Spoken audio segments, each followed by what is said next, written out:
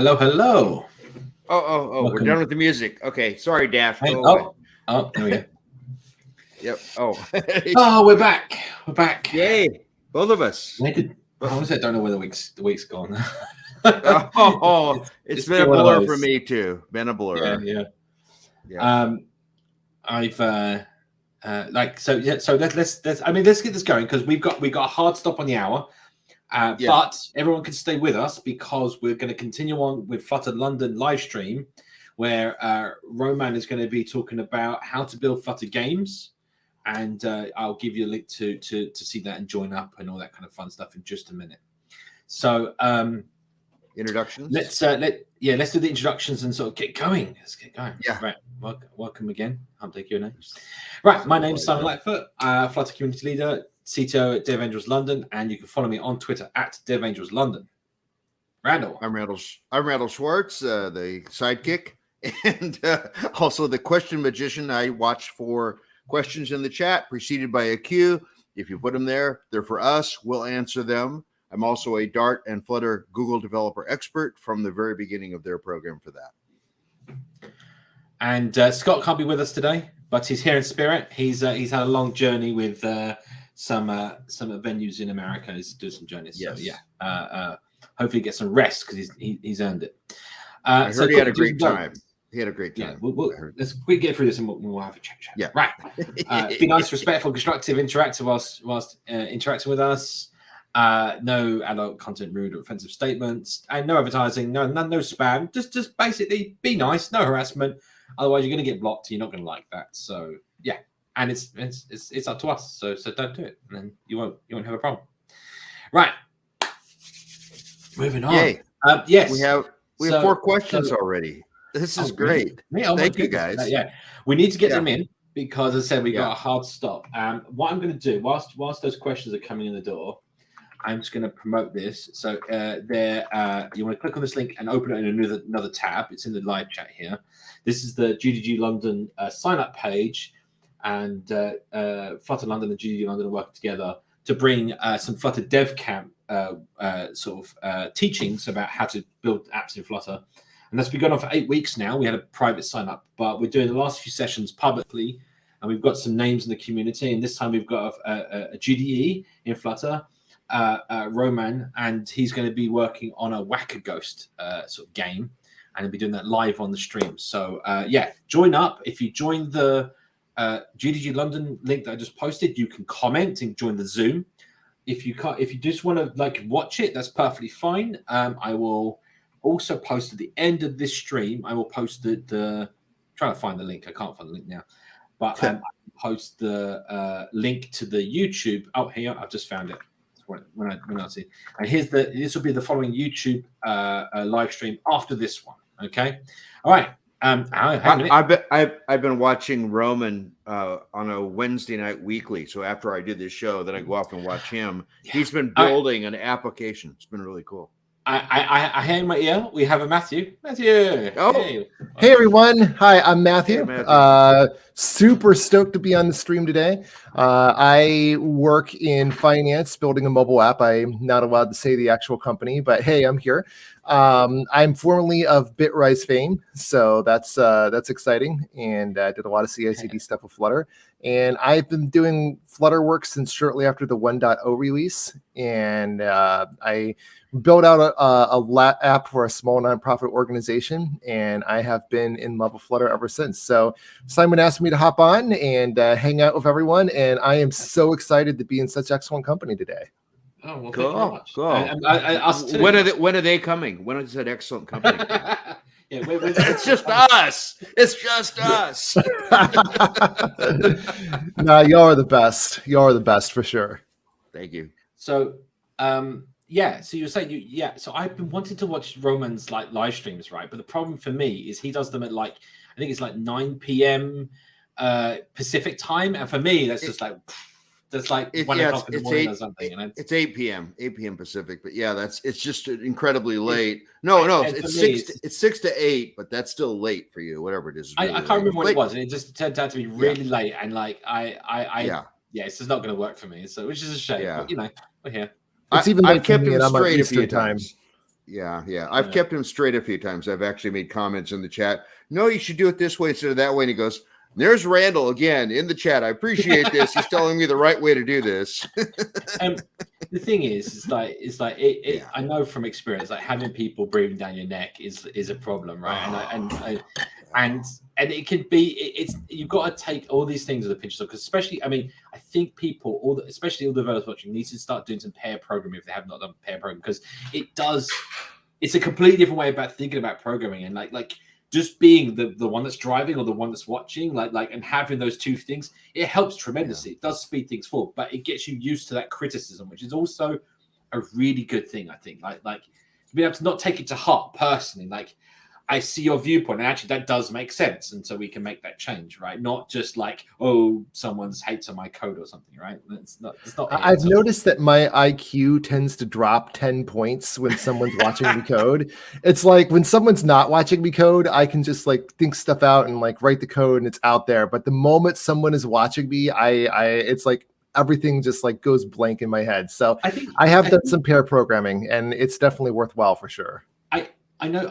Yeah, I think my typing slightly gets worse when someone's watching me, but maybe that's just me not realizing that I'm bad at typing until someone's watching me. I know.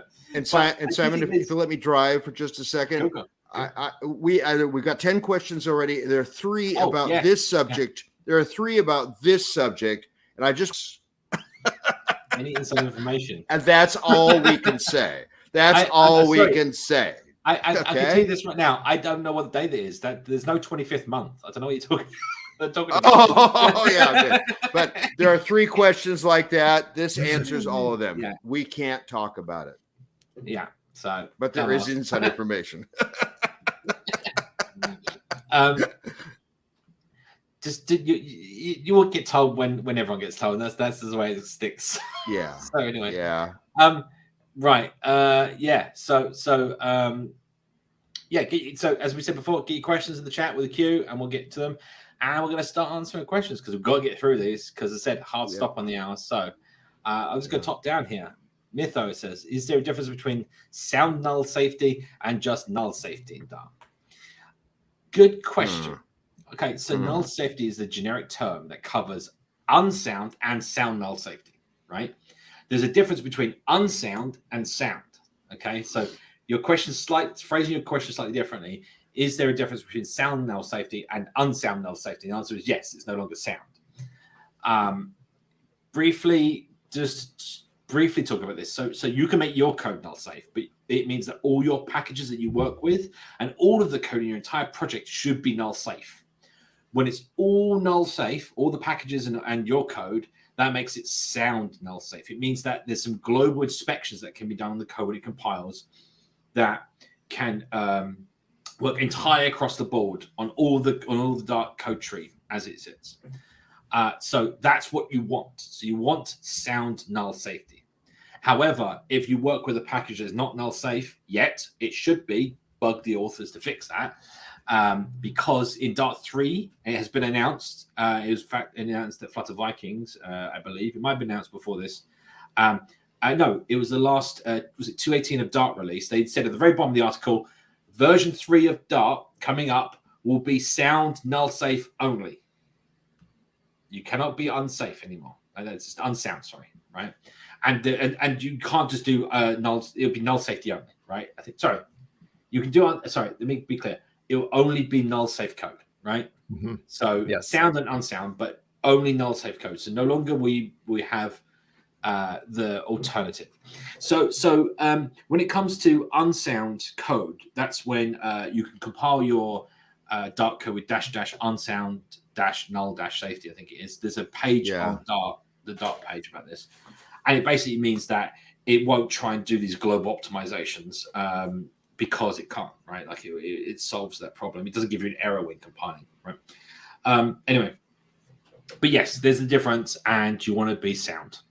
There you go. Yes, always be sound. I willed on there. Yeah, is there anything you want to add to that? Yeah, I just like. Honestly, like I recognize, and I was actually part of a project of taking a very, very large code base for a previous employer and converting it from, not being null safe to sound null safety. I recognize that it is a major pain in the neck. I recognize you're going to have a lot of late nights and a lot of swear words yelling at it, but I will tell you it was totally worth it in the end. So they have actually improved it now. The migration system is a lot better. There's a migration guide on null safety, and there's dartz Flutter fix that does a lot of the fixes for you now. So it's worth This was before all that. Oh yeah. In the early days, you had the fingers. That was it, right? 5 miles in the snow, uphill both ways. Yeah. Yes. I posted in the chat. There's a link to the migration guide, and here's a page, a link to the chat to the unsound null safety information. So you've kind of got that if you want to go reading about it. At the very end of that unsound page, you'll see the example of running the command, and also how you can put a comment at the top of your source code if you do need it to compile unsound. Normal dark code with null safety dark code, whatever. I read the docs. Anyway, there you go. Right, next question. Calan. Hey, welcome. Right. Any good resources on how actual Flutter widgets are made to look so good? CustomPainter method seems okay for primitives, but it's like Photoshop with MS Paint versus MS Paint. I disagree completely on that last point, but I want to hear what the others have to say first. What do you think about this? So to be honest with you, I've not had to do it. The core Flutter widget library is so robust that I've never had to dig under the surface and like change any of that or build anything custom. I've always been able to use an existing Flutter widget as a starting point and compose it from there. So I've never had a need to use the CustomPainter methods. I mean, I've used them. They're fun. They're fun. It's like Etch-a-Sketch. You can draw what you want. This is the thing, right? Like I know what he's talking about, that it's MS Paint versus Photoshop, but it's not that, because everything you see on the screen in Flutter is done with painters. That, at the end of the day, everything is done with a paint. It's just how it's composed together, and that's the trick.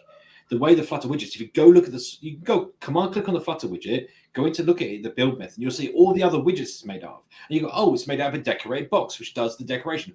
So you don't have to put your you don't have to make a custom paint that draws the box or draws the background or fits the background and aspect ratio corrects it and all this kind of stuff, because that's all in there already. There's already widgets that do that. It's about combining all the existing widgets together in the composition. That's what we call composition.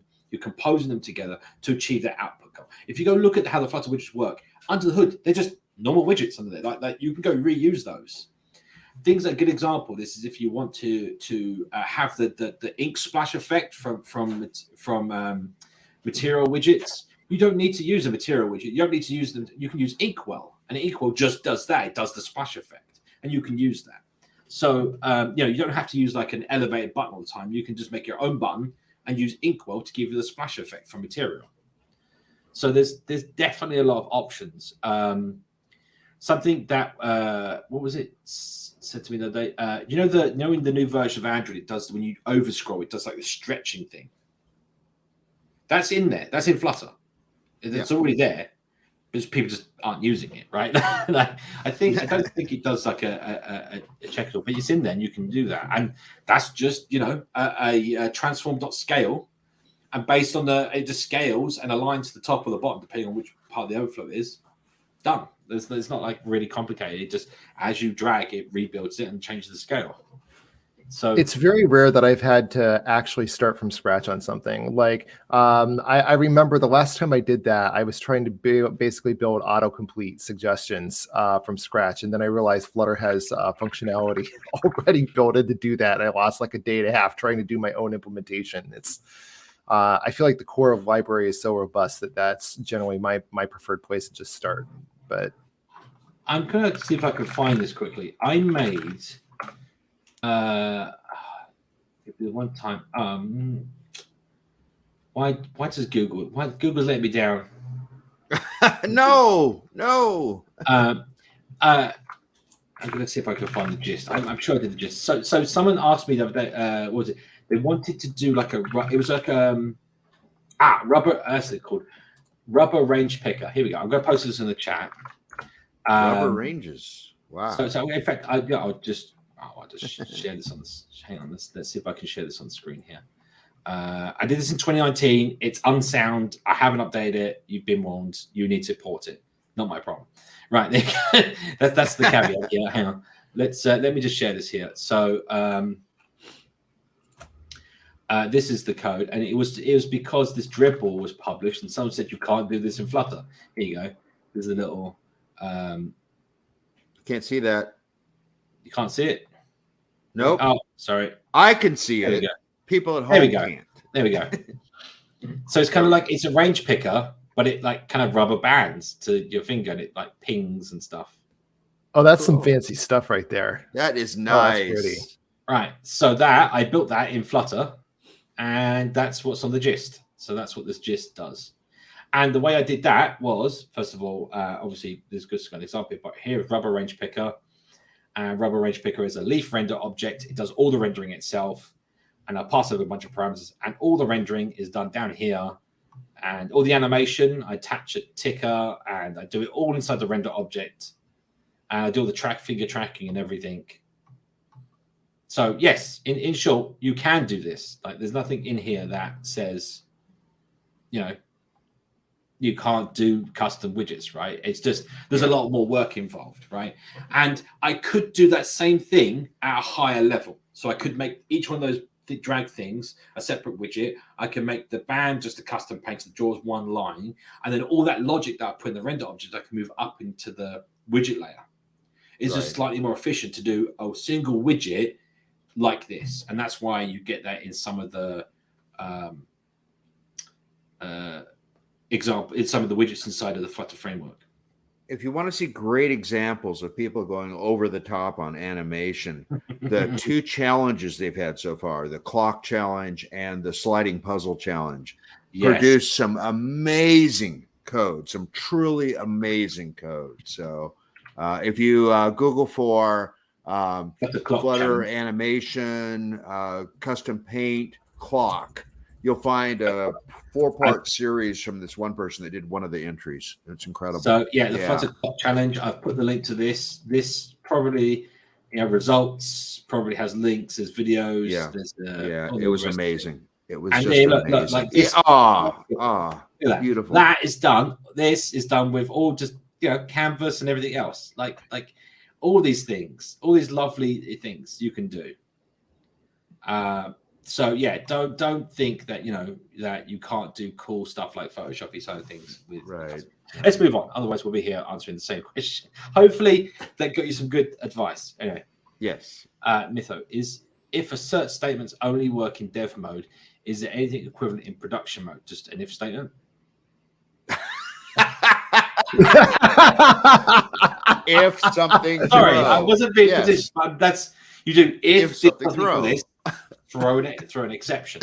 That's exactly the same, right? That's all it's doing. The thing is, the whole point of asserts is that you a lot of the time you don't want to. Error handling in applications is a tricky one, right? Like there's lots of different ways you can configure that, right? However, most people, I've done it both ways. I've done it ways where you capture everything and try and get rid of every exception.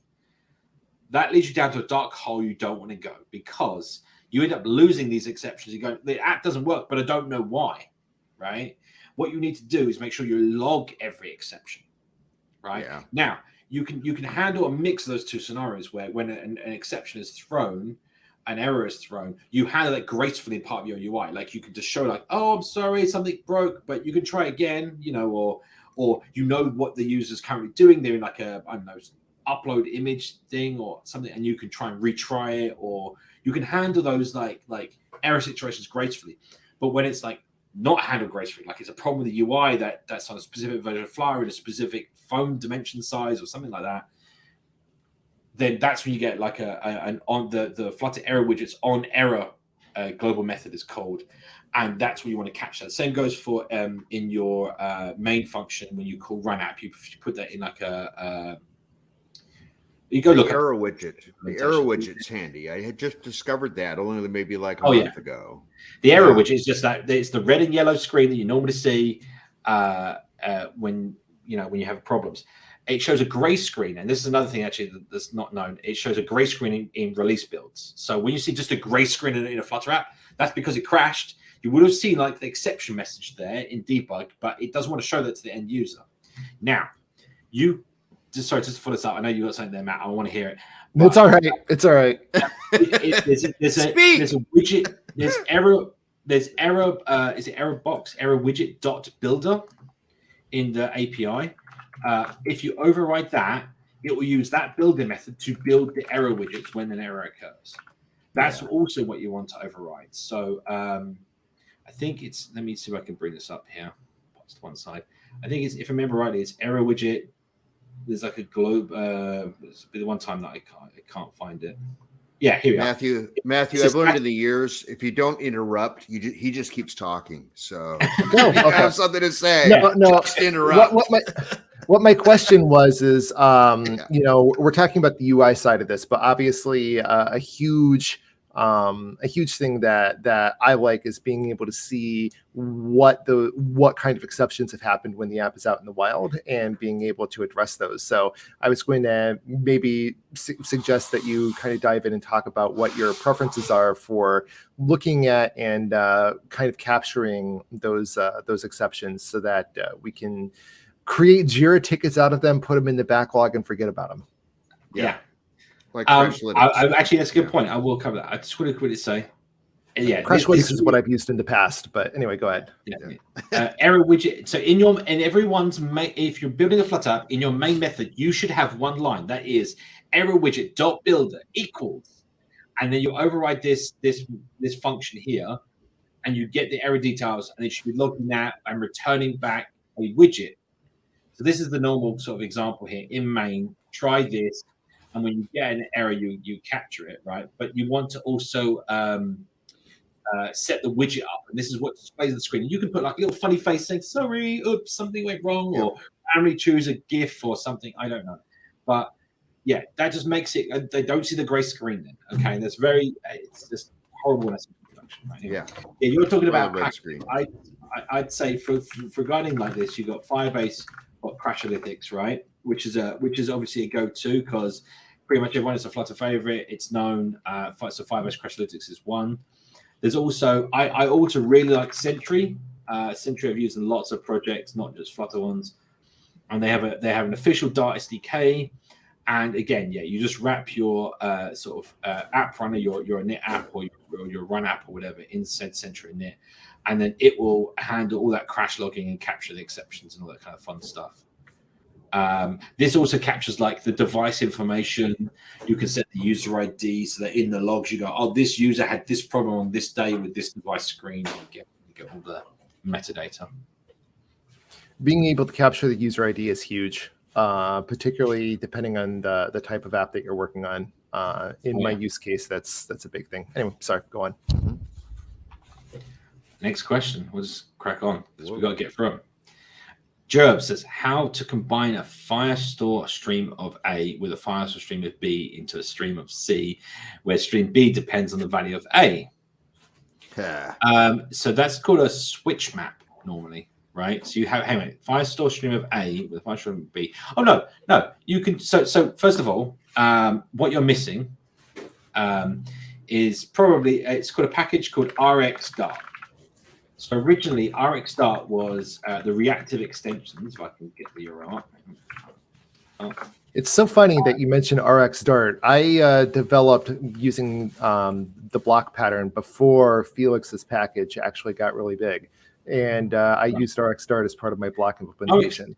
It's actually used in the official block package, if I remember rightly. Like basically, if you're using streams in Dart, then you're going to be using RxDart to augment that pattern with something that actually gives you some good functional depth. So this gives you a bunch of specific combination functions. And so this is the one that you're looking for, which is called combine latest stream. And this allows you to feed in the two streams. You can do any number, feeding your two streams, and you get values, which is an array of the latest value from each one. You can then say return a value based on that. So you can say in the questions case here, how to combine firestore stream of A with B. That's your A and B here. Into stream of C, which is your outcome, which can be the result of this as well. And then where is it? See that the problem is you're skipping the last part of that question, and I think this is the critical part. Yeah, I envision it as I read it that we've got a bunch of A's, like maybe the list of people that are in a chat room, and now we also want a list of B's, which is what messages have they said. And that's the problem. You can't do those sorts of server-side joins with Firebase. Not easily. Not unless there's a secret way. I mean, that means that where stream B depends on a value of A. Well, the thing is, if you go A, then B into C, then that's just a normal switch map. That's just a normal, flat map. Well, you're not doing the joins server-side, though. That's going to be the problem. No, I know. You can do the joins client-side all you want, but you can't. The server-side joins you can't. Is it flat map? Yeah. So basically, you can run flat map on a stream. You give it your mapper function that returns another stream for each value, and then you can be listening. So this is like stream of A you pass in gives you you can listen to stream of B inside here and return stream of C, basically. Yes, you can do that. Okay. I think the key is use SQL. Use SQL instead. I was going to say the thing here is probably I'd say you're probably using Firestore incorrectly. Ooh. I know that sounds controversial. No, there's actually a great get to. I'm going to put the list here. It's in my history because it's a go-to. Here you go. This is in the chat. It's a playlist for Cloud Firestore, get to know Cloud Firestore, and it shows you how it works under the hood. Most people try and treat Cloud Firestore as a relational database where you have a collection for each type of content. And then when you want to refer to the other type, you put like a reference or like the ID of the other type in your object. That is the incorrect way of using an object store, a document store. What you want to do is copy the data into both locations. This is counterintuitive to most database theory where you don't want to duplicate data. But the whole point of the duplication is that it means you only have one read to get all the data that you need for a certain query or a certain thing. You don't do these joins. You don't have multiple requests. So when you're trying to do this kind of thing where you have one stream of data depending on another stream of data, normally it means that you format your data incorrectly in the database, and you can do that better. If I'll give you an example here, let's say you have you're doing a blog and you have a post collection, a users collection, and each post has a user. What you can do is you include the user object inside the post object, and then when that user object gets updated, like let's say they change their username or the display name, then you have a cloud function that gets notified when the Firestore for the user, the Firestore document changed for the user. It then looks at all the posts for that user and updates the display name field and all those things, or the entire user object in all those documents, because changes happen far less frequently than reads, and that's the performance gain that you get. It complicates things. Don't get me wrong, but it's a different way about thinking about databases. Anyway, it's all explained in that series. So go watch that series. Everything you ever wanted to know is in that series. Exactly. Apparently, cheapest country in the world says, "Did you get familiar with Appwrite?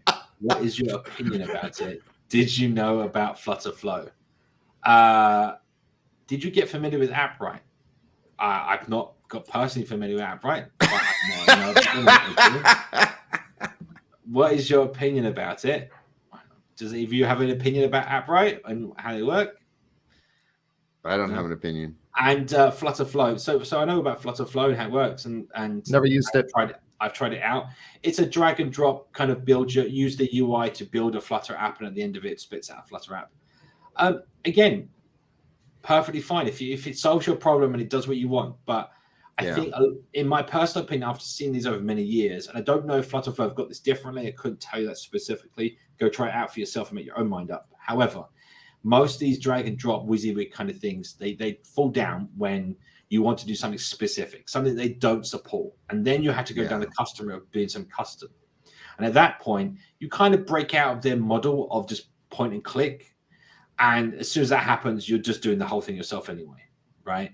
And you kind of, you have a learning problem because you did all this automated stuff. And when you hit these roadblocks, you just, I can't do it because you haven't gained the knowledge to get to that point. Whereas if you do it all yourself, you gain knowledge over time, and then you can just tackle all these different things yourself.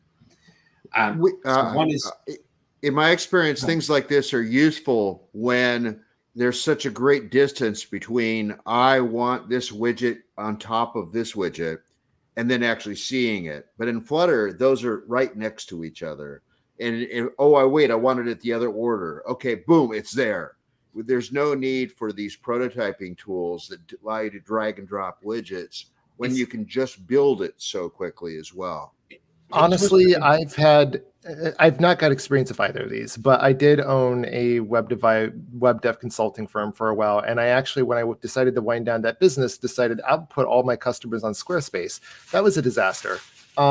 Because for all of their marketing about you can just drag and drop and do whatever you want, I got the website like 90% of the way there, and then the customers were like, "Oh, that's great. Now can you please make it do this thing that it did before?" And I'm like, "No, I can't." Not without like seriously hacking the template. I generally think that the time that is saved by using these types of tools is usually lost when you get to that last 10% of the project and you can't get it to do what you need it to do. The one good use for them is it's quick. If you're in a project and they haven't decided whether to use Flutter or not, it's a great way to quickly prototype something and say, look, this is what Flutter can do. Of course, we'll go in and do detailed, more comprehensive applications to make it work more like our company style and things like that. But this is sort of the functionality that you can get to quickly. I mean, the other thing is you might just need a quick subset of functionality that Flutter Flow provides. You don't want anything custom, then it's perfect, right? That fits your use case, right?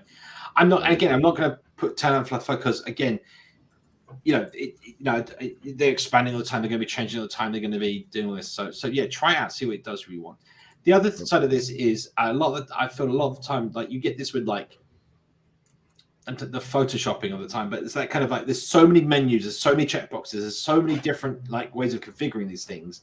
They almost is learning an entire language yourself when you use some of these tools, right? Like it's so complicated because what you're doing is a complicated thing that to actually achieve anything comprehensive, it just takes you a long time just to learn the suite and to learn everything to be able to do that.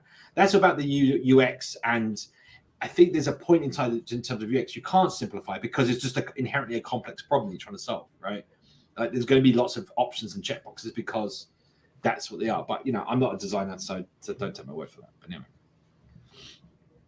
should we move on? I don't know. Yeah, and by the way, we're right down to our 2 minutes left per question in the queue, so we're about to cut off the questions. You got about a minute, and then I'm going to cut you all off. So get your questions in now. Yeah. Mtho says, when is it best to use Dart FFI stuff, and do you know any beginner-friendly tutorials? Yes. I mean, it depends on what you're trying to do. I mean, you say that's what you want to use already. Like, when is it best to use it? Well, when you need to use it. FFI is foreign function interface for those that don't know, and it's how you communicate with external pre-compiled code. So that is normally compiled with C and C++. It can compile with other languages. That's not a problem. You can write an assembler. It will fall like here. The point here is it allows Dart to say, go load this library from outside my program. Go find me these functions and let me call those functions with Dart integers and strings and stuff, and it will just work. So generally speaking, if you've already got a library that's written in C++ and you want to use that inside your Flutter app, then that's a good example of when you want to use it. Beginner-friendly tutorials. I haven't even looked up any tutorials. I kind of figured it out for myself, so I don't really have a go-to example off the top of my head. I'm pretty sure you can find some stuff. I also recommend you look at the package FFI Gen. FFI Gen basically enables you to give it a header file, a C++ header file or a C header file, and it will generate the Dart code to access all those functions in the header file, and it will to load the library and everything. So you don't even have to learn any FFI specific syntax or code or anything. It'll just work. So yeah, I don't know. Check it out. You might find you need it for something. Amir. Guys, what happens if WebAssembly becomes the king of the browsers? What happens to app development? Why would absolutely nothing? No, I was going to say nothing. So I have opinions on this. I've got big opinions. So whether you like it or not, you're going to hear my big opinions. The first one is that Google and Apple make way too much money by forcing stuff to go through the App Store to ever let any browser-based technology get to the point that it could replace it. So, you know, if we want to look at the future of WebAssembly, look at what has happened with progressive web apps. Progressive web apps could have been much more user-friendly, could have been fantastic. And to Google's credit, they actually have done a lot better job implementing it, in my opinion, than what Apple has. But still, like, you know, there is an alternate reality somewhere in the multiverse where progressive web apps took on and were the thing. But the reason support for it is so hot garbage is because there isn't a financial incentive for Google and Apple to do that. And even if we are in that one universe of the multiverse where WebAssembly becomes king, we can still develop WebAssembly experiences with Flutter. So, you know, it absolutely nothing in my opinion. It won't change anything with Flutter specifically. In terms of app development, there's still a huge difference between app development and even progressive web apps. Like the like just managing local notifications and like suddenly like I know all the extraneous functionality you cannot like sort of expose the entire Android ecosystem API into JavaScript to a website. It's just not feasible, right? And that's why I think there's just you're not going to get this complete overlap of like you can do exactly what you can do with a progressive web app in WebAssembly versus doing a real native app. They're two different spheres. I mean, the browser itself is a application. It has a whole, and it has a large ecosystem built into it for HTML, CSS, and all the rest of it. And that added layer does add some complexity to the whole problem of sort of app development. That this is one of the reasons why the cross-platform solutions before Flutter fell on their faces a lot of time, is because of that web sort of interaction. So, you know, there's so many apps out there, like hybrid apps, where they're kind of like, you know, reactive apps, and where you got you know, you've got web-based technology mixed with real app technology, and there's some sort of scooch in between. It really doesn't work as well as what we see with Flutter. So I don't see it taking over. All right. Question, Amir. Guys, what happened? Oh, is this because the content? It's the same question. Yeah. Yeah. I just want to developed because we couldn't do things in the browser. Yeah. No, we've answered that. Okay, cool. Pigeon versus method channel. What's the difference when to use which? So Pigeon is a package on pub that generates method channel code. So just like I said with FFI gen, it generates the FFI code. Pigeon generates the method channel code. You will always, and this is just like a generalization for sure, but you'll pretty much always get better performing code when you code these things manually. At least at these high levels.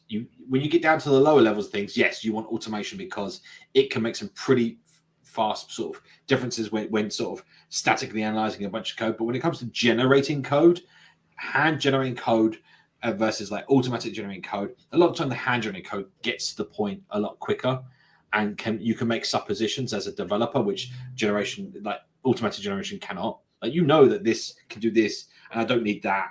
And you can make those kind of choices, whereas a code generator cannot make that. So that's my opinion about it. But when to use it whenever you want. Try Pigeon. If it works for you, no, brilliant, done. Like, it's the same thing. It generates method channel codes. There's no difference, right? Sorry, I've kind of whittled on there, but you guys, either of you tried Pigeon? I have not. No. So I heard it tastes like chicken. It tastes like chicken.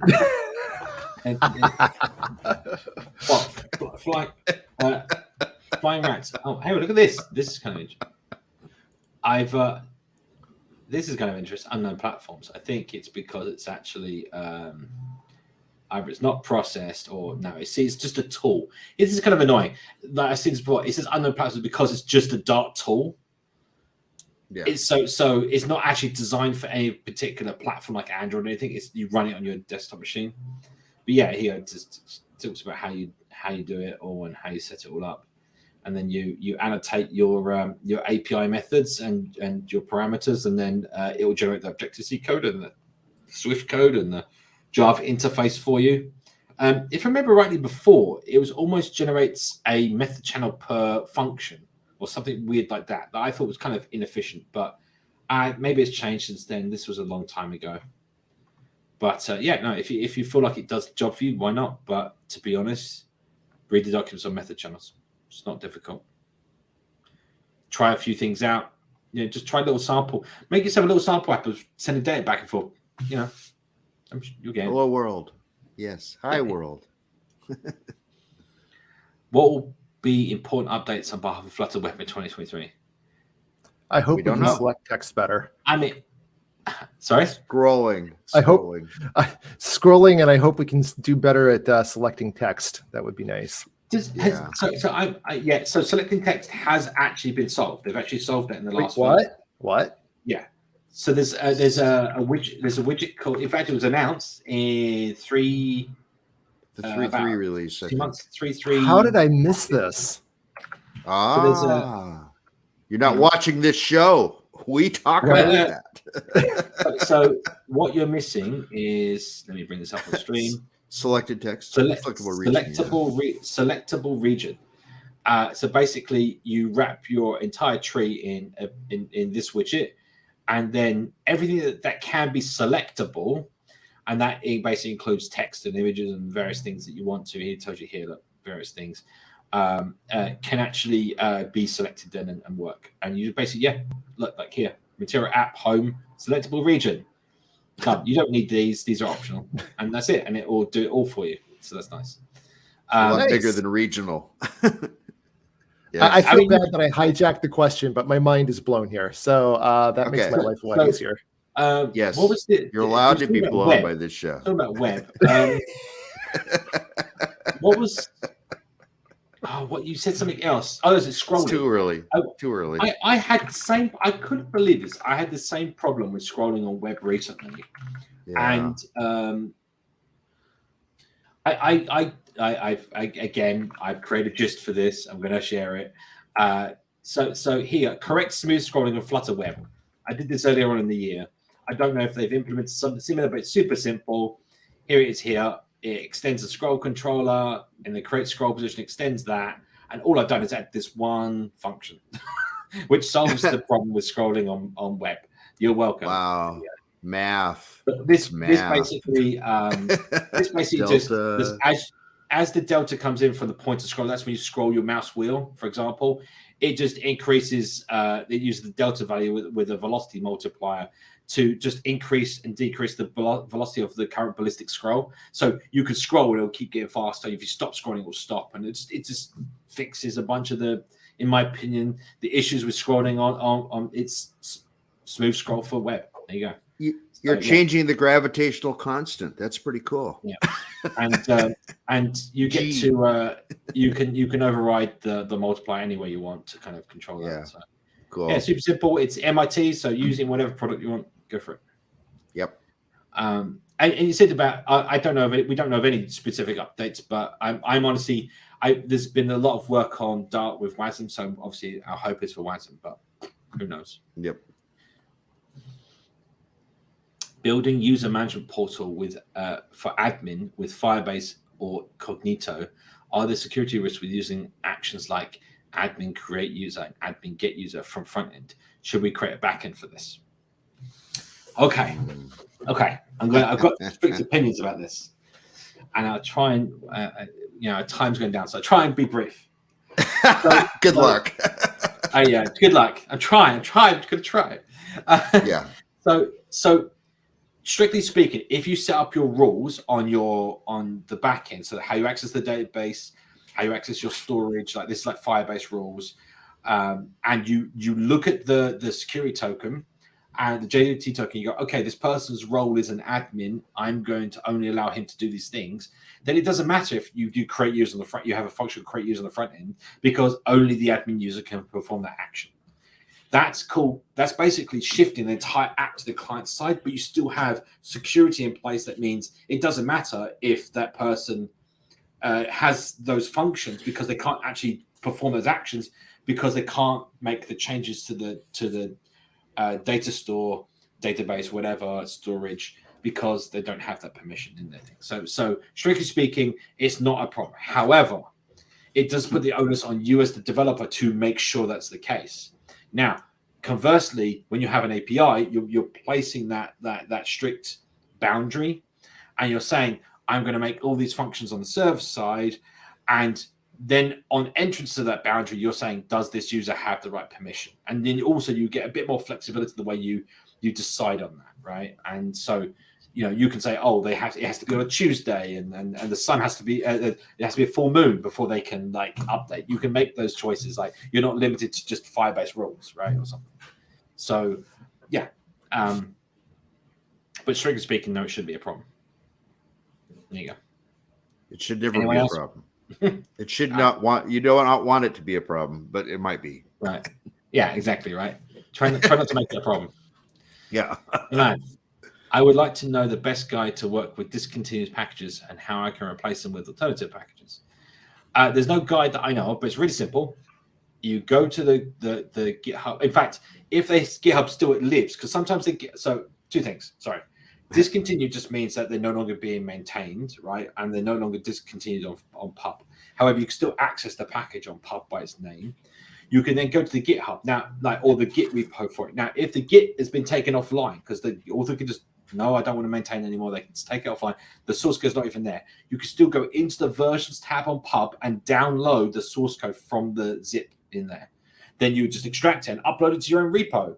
Then you can then adjust the pub spec, put your own repo path in there, publish it again with a different package name, right? Yeah, that is exactly what I did in a circumstance where we had to continue using a discontinued package, and there wasn't a really good substitute, and it was going to take us forever to replace it.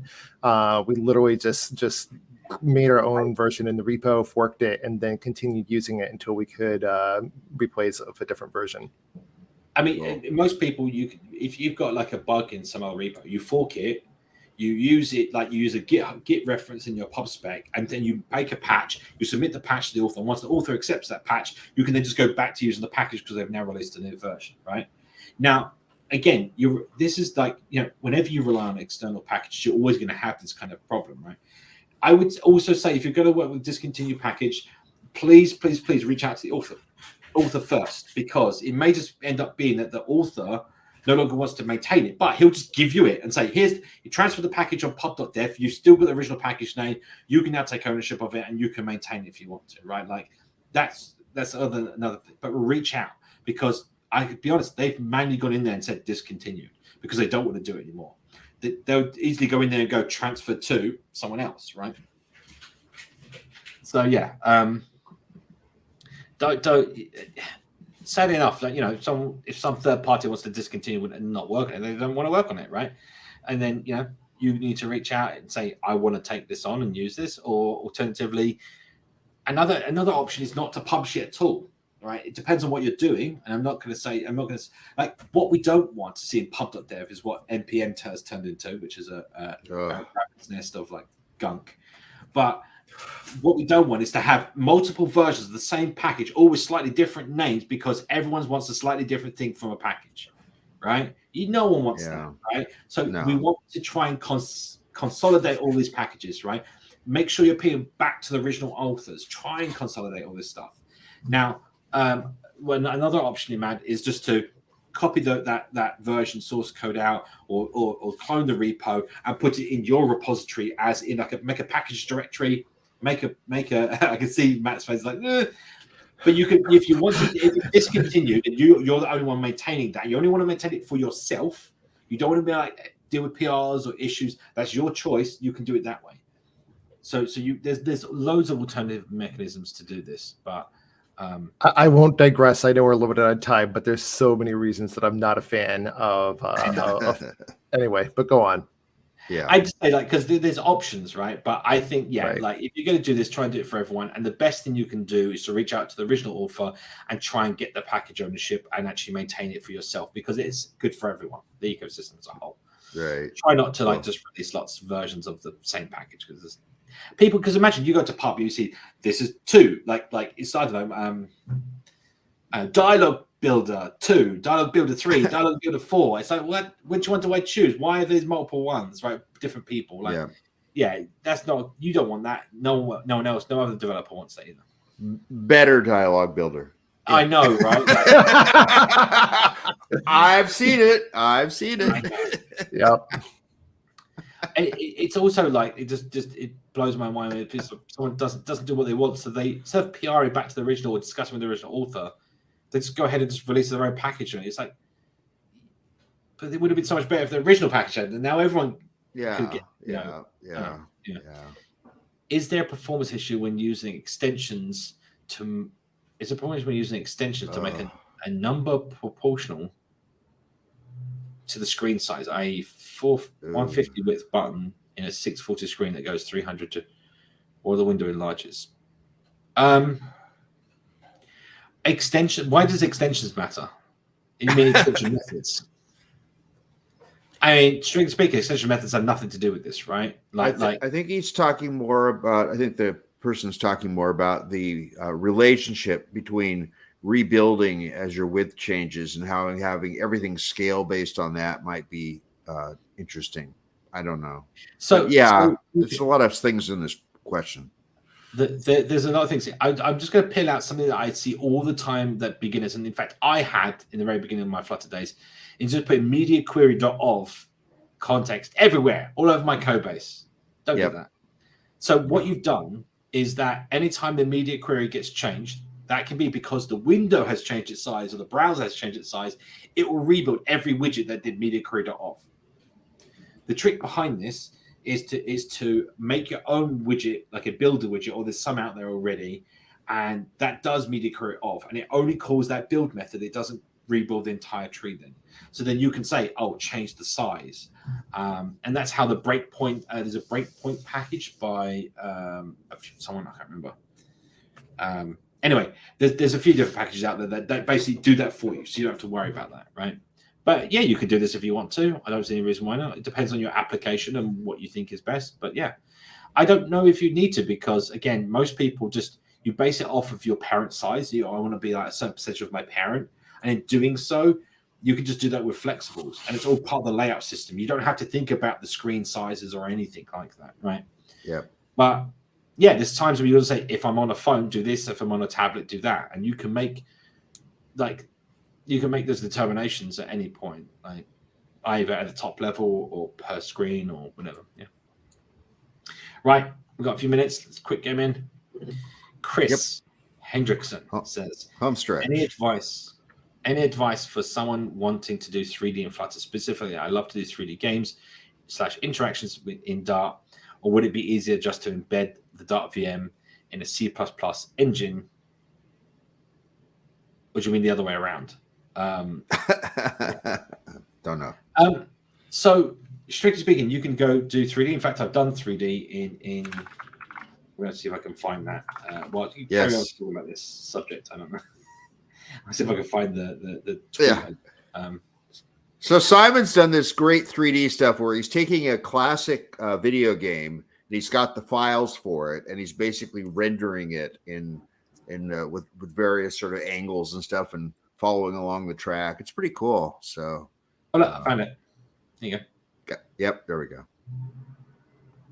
So yeah, you can do all this 3D stuff, and you know it's all, yeah, you can do all this stuff. It's not a problem, right?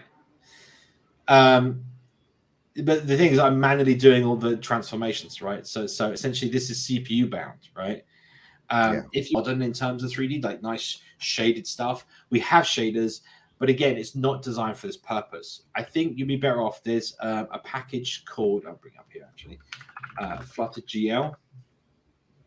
It'll be the one time I want it.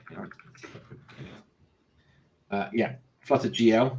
I updated a few days ago, and this basically exposes a OpenGL context to Flutter. So you can run all the OpenGL commands and apply the updates to a texture. And then there's I think it's a texture widget. You can just use a texture widget to display. So strictly speaking, this text here is drawn inside of OpenGL. It's not done inside of Flutter. However, the output, which is this entire black portion, is sent back to Flutter as a texture to be displayed.